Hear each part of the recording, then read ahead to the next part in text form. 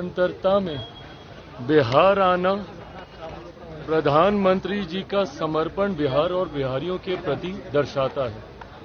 लोकसभा चुनाव में जो वादे प्रधानमंत्री जी के द्वारा किए गए थे, एक एक करके हर उस वादे को पूरा करने का कार्य प्रधानमंत्री जी हमारी केंद्र की सरकार के द्वारा किया जा रहा है। लंबे समय तक ये एक मांग थी कि पटना का एयरपोर्ट भारत के अलग अलग प्रदेशों का न सिर्फ उनके मुख्यालयों के एयरपोर्ट देखिए, बल्कि उनके बाकी के जो शहर हैं वहां के भी एयरपोर्ट काफी विकसित रहे हैं। ऐसे में बिहारियों की ये मांग थी कि यहां पर भी वर्ल्ड क्लास का एयरपोर्ट होना चाहिए, जिसका निर्माण मौजूदा प्रधानमंत्री आदरणीय नरेंद्र मोदी जी के नेतृत्व में हुआ है।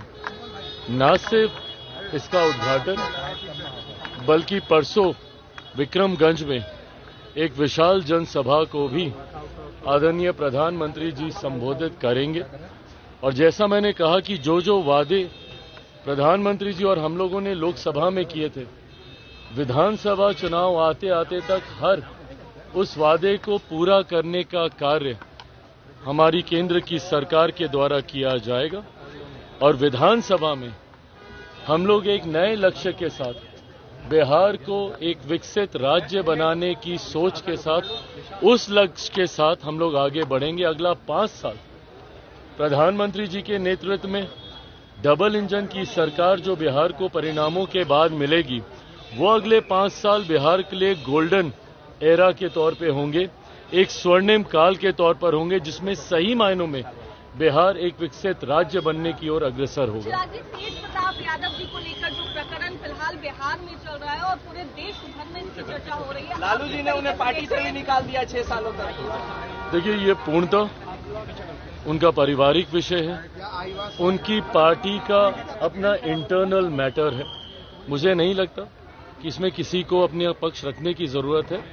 आपस में परिवार के विषय हैं और उनकी पार्टी का विषय वो खुद स्वयं सुलझा लेंगे। बिहार की 2 बेटी चिराग जी इसमें पिस रही हैं, ऐश्वर्या और न्याय की किसी भी बेटी के साथ अन्याय ना हो, उसके लिए मैं मानता हूं कानूनी व्यवस्था पूरी तरीके से सुदृढ़ है। पर अगर उसके बाद भी अगर कभी कहीं ऐसा लगा तो जरूर अपने पक्ष को मजबूती से रखा जाए। बिहार में लगातार आपराधिक घटनाएं हो रही हैं, राजधानी पटना में गोलियां चल रही है दिन दहाड़े चिराग जी। ये बहुत ज्यादा चिंता का विषय है। और जिस तरीके से पिछले एक आध दिन में एक के बाद एक बिहार के अलग अलग जिलों में, पटना में जिस तरीके से एकदम निडरता से अपराधियों ने अपराध का तांडव रचने का काम किया है, ये यकीनन बहुत ज्यादा चिंताजनक है। मैं मानता हूं कि राज्य सरकार इसको उतनी ही गंभीरता से ले रही होगी और जल्द से जल्द दोषियों पे कार्रवाई की जाए, ताकि अपराधियों में जब तक कानून का डर भय नहीं होगा तब तक संभवतः ऐसी घटनाओं को अंजाम मिलता रहेगा। पर ऐसे में सरकार, राज्य सरकार को पूरी गंभीरता के साथ इसके ऊपर एक्शन लेने की जरूरत है, जो मैं मानता हूं कि सरकार जरूर ले रही होगी। पिछले दिन आप तेजस्वी यादव से मिले थे, उसको लेकर कई मतलब निकाले जा रहे हैं और कह रहे हैं चिराग पासवान एनडीए को धोखा दे रहे हैं। मैंने बार बार कहा है, व्यक्तिगत संबंधों को राजनीतिक मायनों में नहीं तोलना चाहिए। और ये किसी से छुपा नहीं है, मेरा उस परिवार के साथ पुराना रिश्ता रहा है। मेरे पिता आदरणीय रामविलास पासवान जी, आदरणीय लालू जी एक दूसरे के साथी रहे, सहयोगी रहे, समकक्ष रहे, एक दूसरे के साथ मिलकर काम किया। और वही खूबसूरत रिश्ता मेरा उस परिवार के साथ है।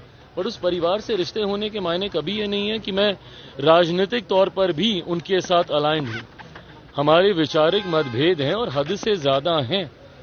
एक मंच पर आना नहीं संभव है। आना संभव होता तो 2020 के चुनाव में ही हम आ जाते।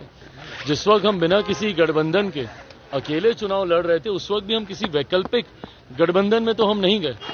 तो ऐसी व्यक्तिगत मुलाकातों को, और जिस मुलाकात का आप जिक्र करें वो तो व्यक्तिगत भी नहीं थी, वो तो हम सब जो कि पक्ष विपक्ष हर किसी ने इस खूबसूरत भूमिका को निभाया, जहां पे शहीदों के परिवार से मिलकर उन परिवार के प्रति अपनी सद्भावना हम लोगों ने प्रस्तुत करने का हम लोगों ने कार्य किया। उसी भूमिका में उस दिन तेजस्वी जी भी वहां पे थे, हम भी वहां पर गए। पर हाँ, ये पूरी तरीके से अगर मुलाकात मेरी व्यक्तिगत दृष्टिकोण से भी कभी होती है, आज उनके परिवार में एक और खुशखबरी आई है, हमारे भतीजे का जन्म हुआ है वहां पर, उसके लिए भी मैं उस परिवार को ढेर सारी बधाई शुभकामनाएं देता हूं। कल को अगर इस दृष्टि से अगर हमारी मुलाकात होती है तो उसके भी राजनीतिक मायने नहीं निकाले जाने चाहिए।